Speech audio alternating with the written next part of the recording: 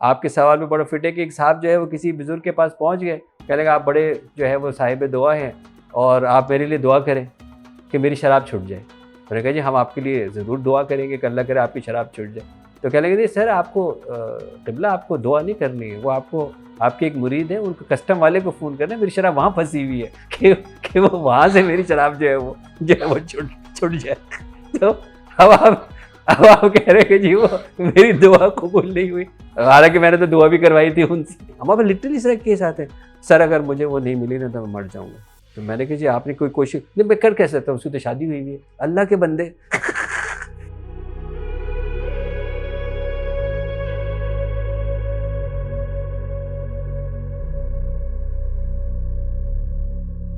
अच्छा सर, ये बताएं कि अगर हमें किसी से अपनी कोई बात मनवानी हो तो हम उसको किस तरह से कर सकते हैं कि वो हमारी बात मान ले जो हम मनवाना चाह रहे हैं?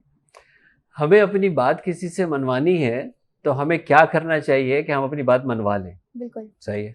अगर आप अपने रब के ऊपर यकीन रखते हैं, अगर आप अपने अल्लाह पे यकीन रखते हैं और आप इस तरह का ईमान रखते हैं, अल्लाह करे ऐसे ही हो कि मेरा रब जो है वो मुझे देगा जो भी मुझे चाहिए। ऐसा ही है ना, यानी दुआ की जो ताकत आपके पास है कि मुझे ये चाहिए तो मुझे अपने रब से चाहिए। अगर आप ये यकीन रखते हैं और इस आपका ईमान ये रखता है तो काउंटर सवाल है मेरा कि आप रब से कैसे मनवाते हैं? रब से तो ऐसे मनवाएंगे कि जो एक मोस्ट पॉपुलर हम सुनते हैं कि तहज्जुद जो है एक लाडली इबादत है, तो आप तहज्जुद पढ़ें, अल्लाह से यहीं दुआ रुकते करें जाए, एक और एक करके बताइएगा। ठीक है।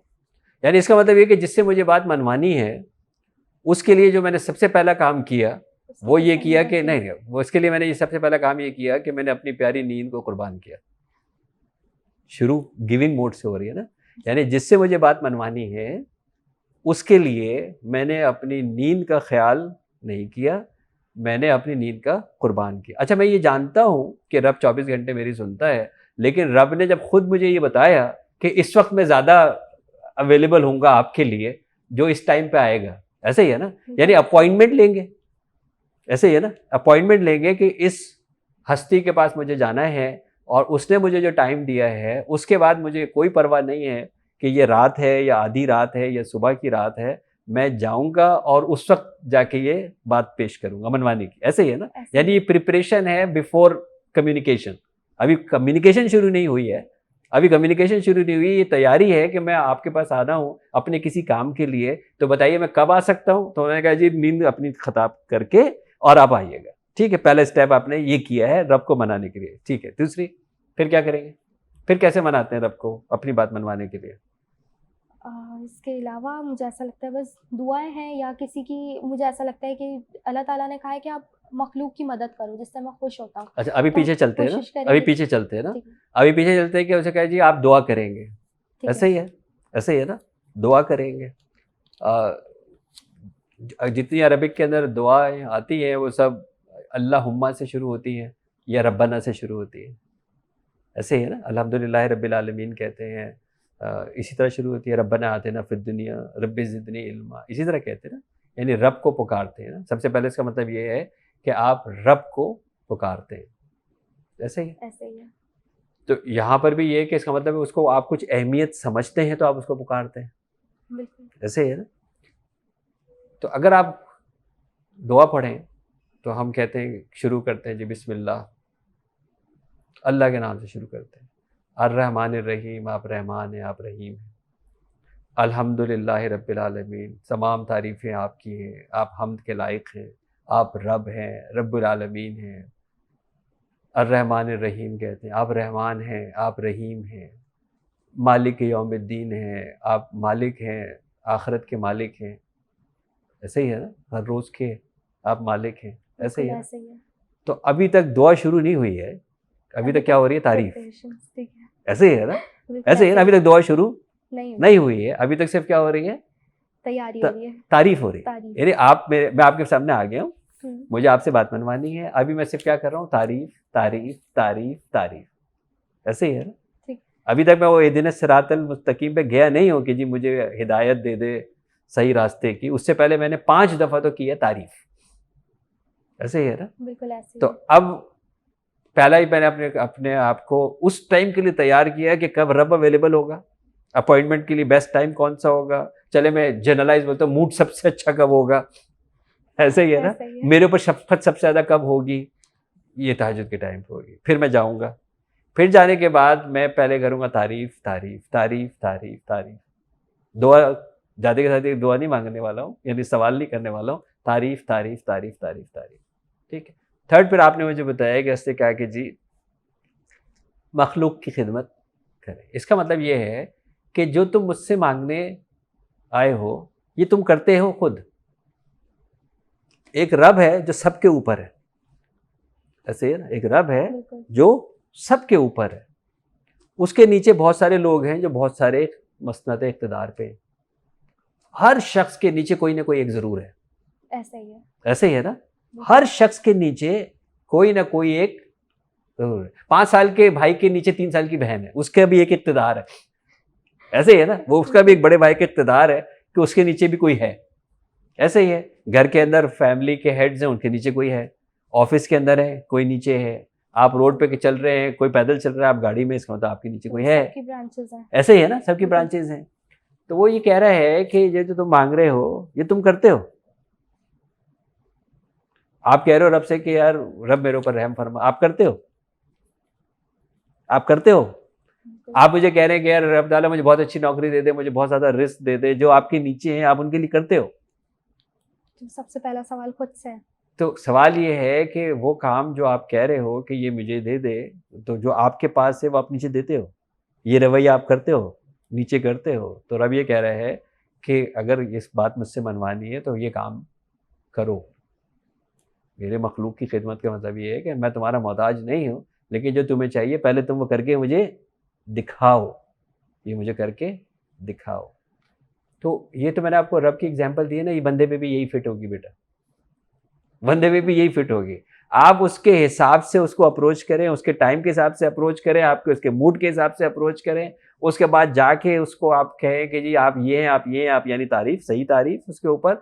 और जो चीज़ आप मांग रहे हो ये आपके रवैये के अंदर, अमल के अंदर, किरदार के अंदर, कौल फेल के अंदर नजर आ रही होगी। ऐसा नहीं हो सकता कि वो बंदा आपकी बात ना माने।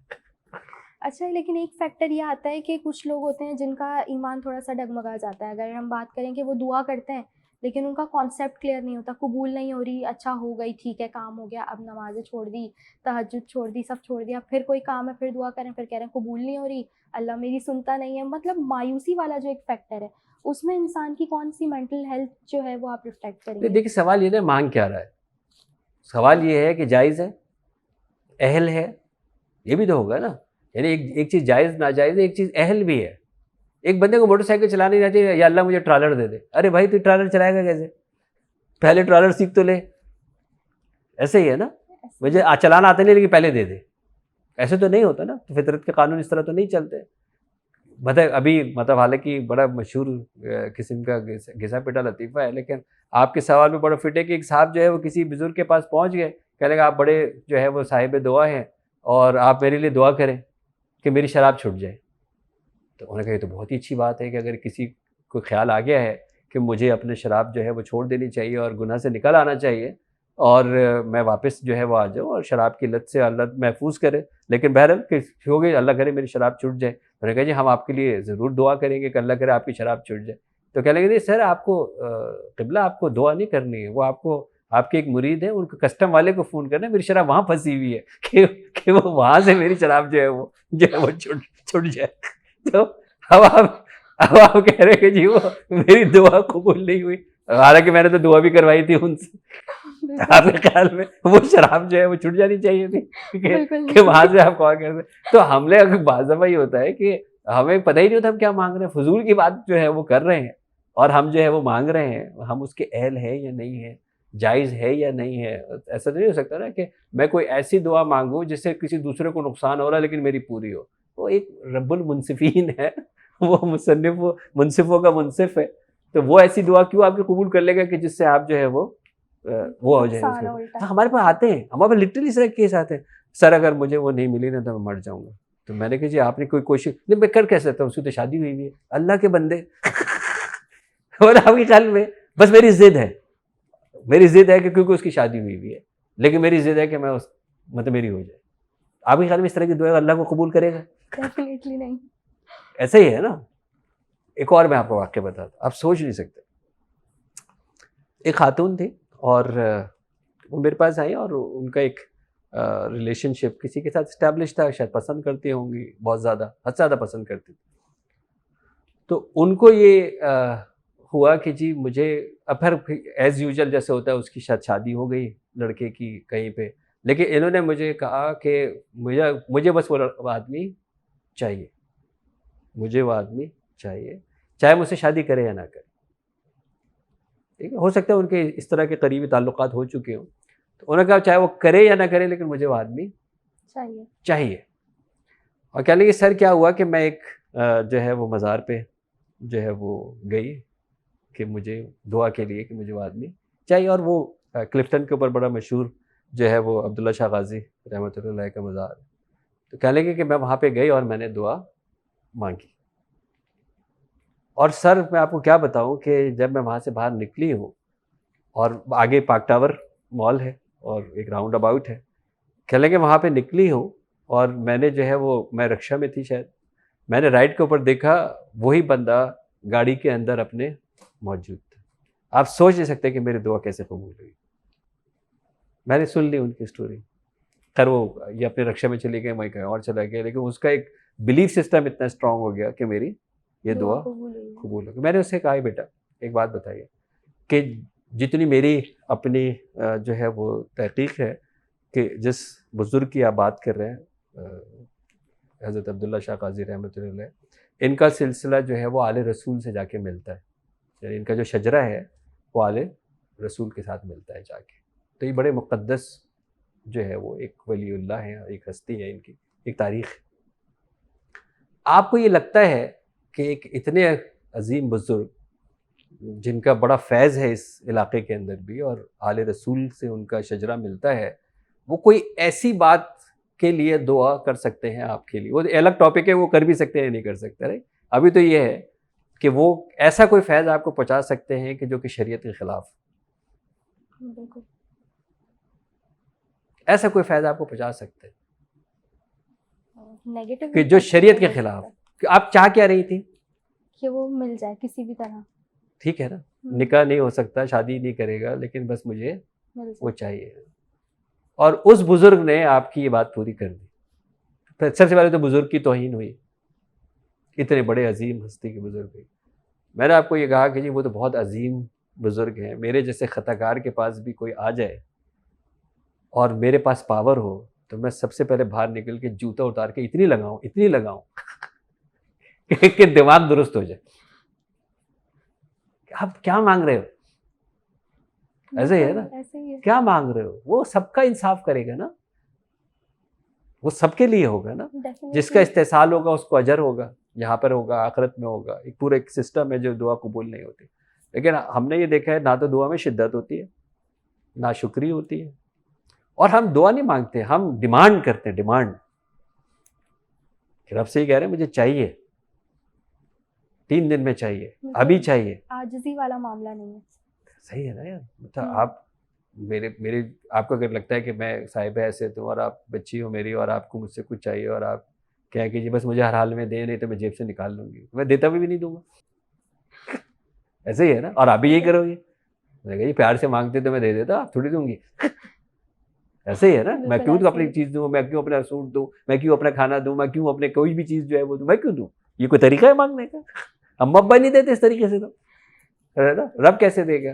तो हम जो मायूस होते हैं वो इसलिए कि ना हमें ये पता है कि हम क्या मांग रहे हैं, ना हमें पता है कि किस मांगने का सलीका क्या है, ना हम पहले से ही जो है वो राज़ी हैं कि जी हमें रज़ा हासिल, अगर नहीं भी मिला तो हमारे लिए बेहतर होगा।